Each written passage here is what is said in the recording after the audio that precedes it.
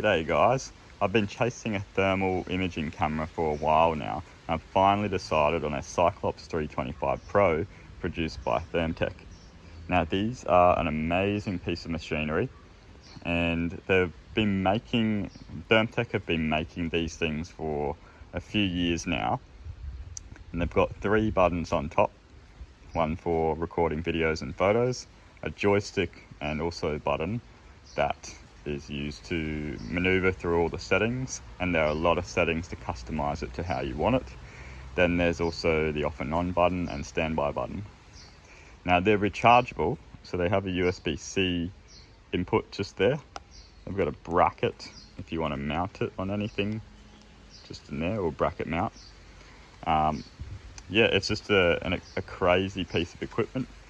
There's the screen on already, ready to go.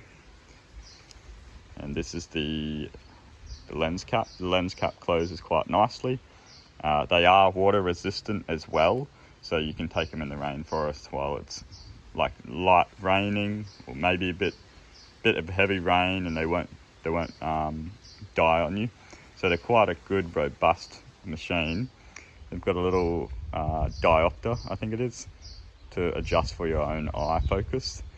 And yeah, I can see wildlife with this thing like I've never seen them before.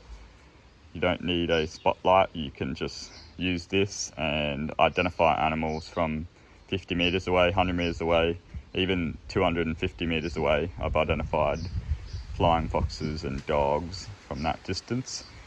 It's not top of the line, but it is an insane piece of technology that I really enjoy using. So you can actually watch animals without disturbing them, and yeah, you can find them really well.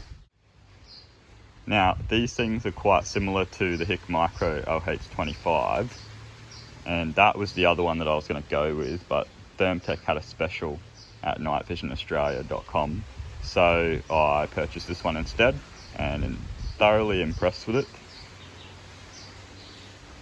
It's very light as well. Takes a few hours to charge, and then you get about 12 hours of thermaling time out of it.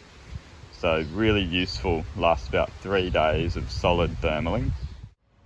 So just a couple of things I want to explain before I show some videos that I've taken with the thermal, is that it's important to understand the parameters to use a thermal imaging camera and how to use it as well. So you can just go out and find wildlife with it, but if you understand a bit about how temperature affects the thermal environment around you and how you're going to perceive it with this scope or imaging camera, then you will have a lot more fun with it. So these things work best when the temperature's below 24 degrees. There's a paper done on that in the wet tropics of Australia, and they looked at different thermals in response to temperatures and finding mammals. Really good paper, have a read of that. But it'll still work above 24 degrees, you just have to be patient with it. So if you face it up towards the sky and you're trying to get something above the treetops, it's not going to work as well because you're facing it directly towards infinity cold up here, so the atmosphere is super cold. But if you face it down towards the tree a bit more, you'll get the background buffer will be really good, and you'll be able to make out an animal. If it's here, or even on the ground, you'll be able to see it a lot better than if you were trying to face it directly up.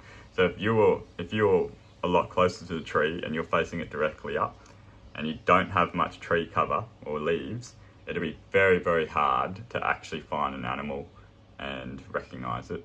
Whereas if you're standing back, you'll get the sweet spot and you'll be able to face it away from the sky and directly towards the trees, and you'll be able to pick them up way easier.